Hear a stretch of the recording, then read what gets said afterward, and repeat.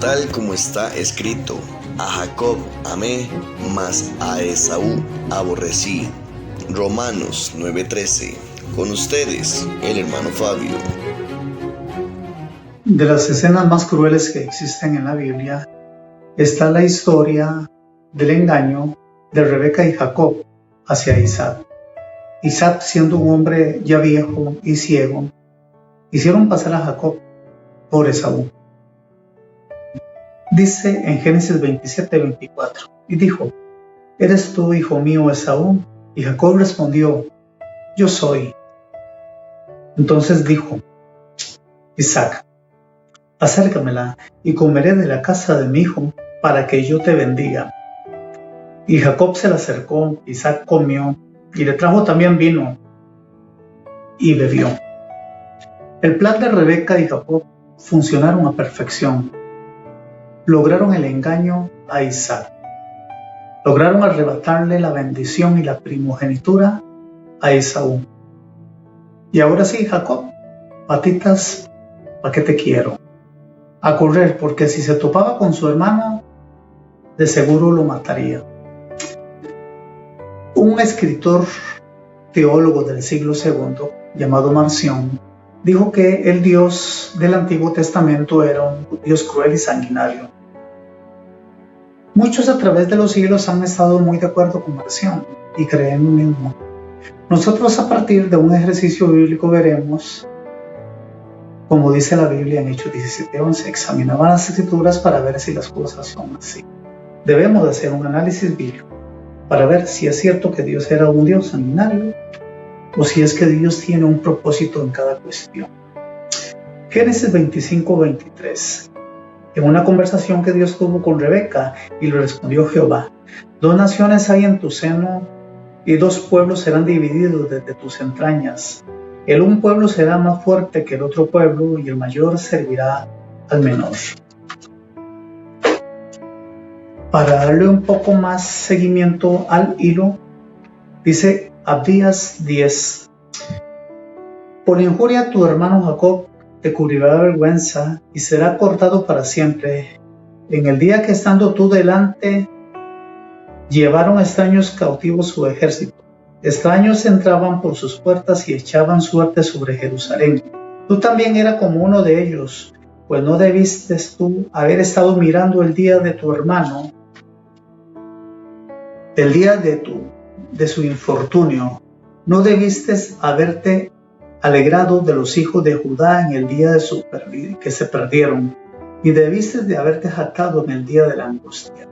No debiste de haber entrado por la puerta de mi pueblo en el día de su quebrantamiento. No debiste de haber mirado su mal en el día de su quebranto, ni haber echado mano de sus bienes en el día de su calamidad.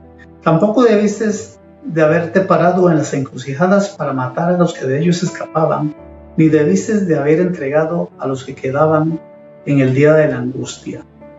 Siendo así, podemos decir que sí tenía Dios mucha razón, o Pablo, de decir: a Jacob amé, mas a Esaú aborrecí. No, pero la historia no es esa. La historia no es esa. Nosotros debemos de analizar las escrituras para ver qué fue lo que pasó. Según este comentario de Oseas, y si conocemos la historia de ellos, Esaú y Jacob no conocieron Jerusalén. A día se refiere al tiempo en que Nabucodonosor, en el año 588, destruyó Jerusalén y su templo, y se llevó la mayoría de judíos cautivos al destierro a Babilonia. Jacob y Esaú nacieron en el año 2005, y de la injuria de Jacob a su hermano hay 1900 años. Según Malaquías 1, en el verso 2 y 3, dice: Yo os he amado, dice Jehová, y dijiste: ¿en qué nos amaste? ¿No era Esaú hermano de Jacob? Y dije: a Jacob amé, a Esaú aborrecí, y convertí sus montes en desolación y abandoné su heredad, los chacales del desierto.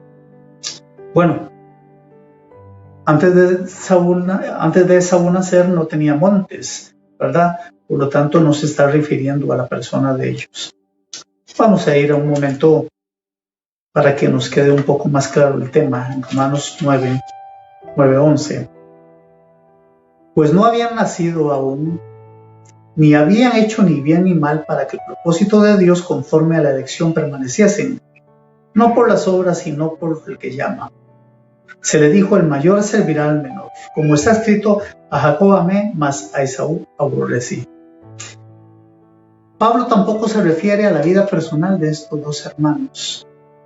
Pablo se refiere a la profecía también que había en Génesis 25:23. Dos naciones hay en tu pueblo, dos naciones serán divididas. El uno servirá al otro, el mayor servirá al menor. Dios nunca le dijo a Rebeca que amaba a uno y aborrecía al otro. Esto se lo dijo Dios al profeta Malaquías 1575 años después de Rebeca. Cuando ya Esaú había hecho las grandes atrocidades contra su hermano Jacob, Dios le dijo: el mayor servirá al menor.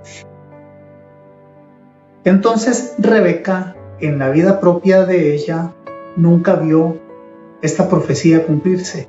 O sea, nunca vio el mayor servirá al menor.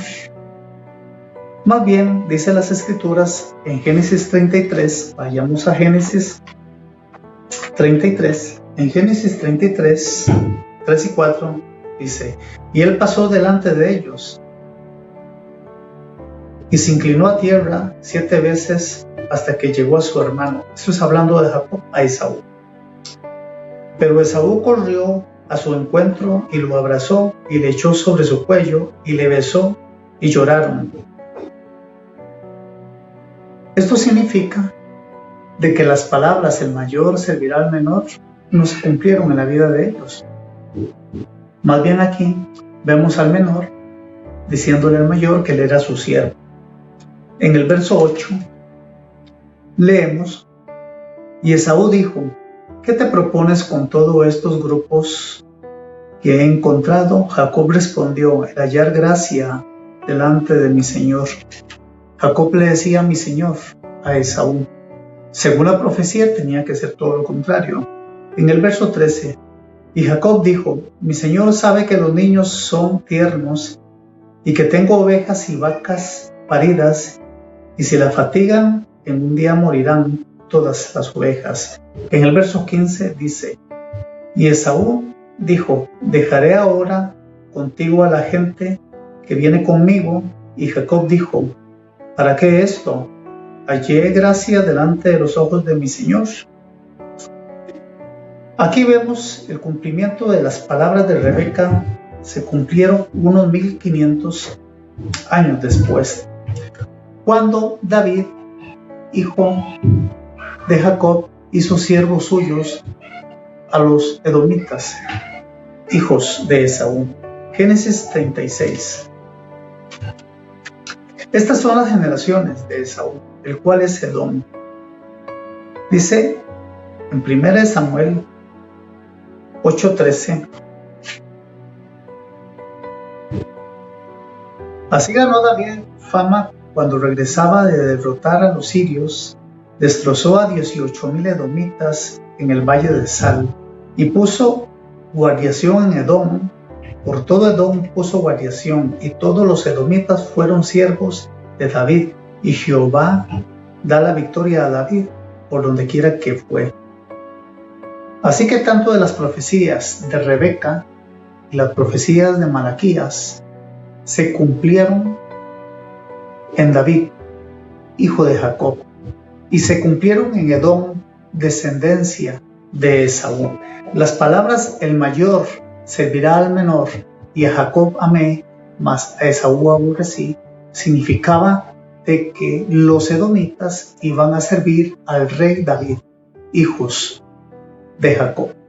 Y así entendemos la profecía que Dios le dio a Rebeca: dos naciones hay en tu vientre, dos pueblos serán divididos, el mayor servirá al menor.